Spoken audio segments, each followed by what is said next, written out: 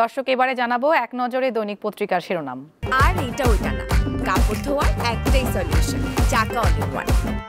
শুরুতে আমাদের হাতে রয়েছে দৈনিক ইত্তেফাক। শিরোনামে দেখতে পাচ্ছি দুই দেশেই ধ্বংস ও বিপর্যয়ের চিত্র, ইরান ও ইসরায়েল কেউ কাউকে ছাড় দেবে না। এখানে দেখতে পাচ্ছি ধ্বংসাবশেষের একটি চিত্র শিরোনামের প্রধান পাতায় স্থান পেয়েছে। এছাড়া রয়েছে এই মুহূর্তে তারিখ নয়, যখনই ভোট হোক আমরা প্রস্তুত, সাংবাদিকদের সিইসি। সরকারের সঙ্গে আলোচনা করে ধারণা পাওয়ার পর সিদ্ধান্ত, নির্বাচন ৫৫ থেকে ৬০ দিন আগে তফসিল ঘোষণা। এদিকে রয়েছে ৩৩,০০০ এমপিওভুক্ত শিক্ষা প্রতিষ্ঠানে লক্ষাধিক শিক্ষকের পদ শূন্য।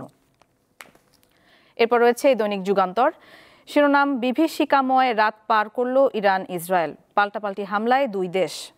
এদিকে রয়েছে ৩ যোগ্যতায় নিশ্চিত হবে মনোনয়ন, ত্রয়োদশ সংসদ নির্বাচনে বিএনপির মানদণ্ড। এরপর রয়েছে দৈনিক প্রথম আলো। শিরোনাম পাল্টাপাল্টি হামলার তীব্রতা বাড়ল।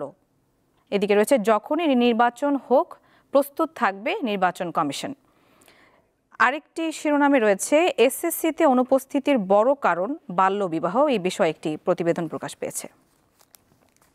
এরপর রয়েছে দৈনিক কালের কণ্ঠ। শিরোনাম অর্থনৈতিক মন্দা কাটছে না, নানা চাপে ব্যবসা বাণিজ্য। কালের কণ্ঠে আরও রয়েছে ইরান ইসরায়েল পাল্টাপাল্টি হামলা চলছেই, একটি ফিচার ফটো রয়েছে। এখানে ইসরায়েলের তেল আবিবের দক্ষিণের শহর বাতিয়ামে ইরানি ক্ষেপণাস্ত্র হামলার পর এই ধ্বংসস্তূপের চিত্রটি প্রকাশ পেয়েছে। ইরান হরমুজ প্রণালী বন্ধ করলে বিশ্বজুড়ে দ্রব্যমূল্য বেড়ে যাবে, ইরান ইসরায়েল চুক্তি করবে বলছেন ট্রাম্প। ঝুঁকিতে বাংলাদেশের জ্বালানি তেল আমদানি। এদিকে রয়েছে একটি মন্তব্য প্রতিবেদন, ব্যবসা বিনিয়োগে কেন গতি ফেরানো জরুরি। এরপর দেখতে পাচ্ছি দৈনিক আমার দেশ। শিরোনাম ইসলামী দলগুলোর নানা সমীকরণ। এছাড়া রয়েছে খেলাপি ঋণ বেড়ে 4,20,000 কোটি টাকা, 3 মাসে বেড়েছে 75,000 কোটি টাকা। আমার দেশের আরেকটি শিরোনাম টিউলিপের মাছের খামার নিয়ে কৌতূহল, এই বিষয়ে একটি লেখা প্রকাশ পেয়েছে। এরপর রয়েছে দৈনিক আজকের পত্রিকা। শিরোনাম বোমায় বাড়ছে ধ্বংসস্তূপ, ইরানিদের বেসমেন্ট মেট্রো স্টেশন মসজিদে আশ্রয়ের পরামর্শ। এদিকে রয়েছে নিয়োগ হচ্ছে 1 লাখ শিক্ষক, বিজ্ঞপ্তি চলতি সপ্তাহেই।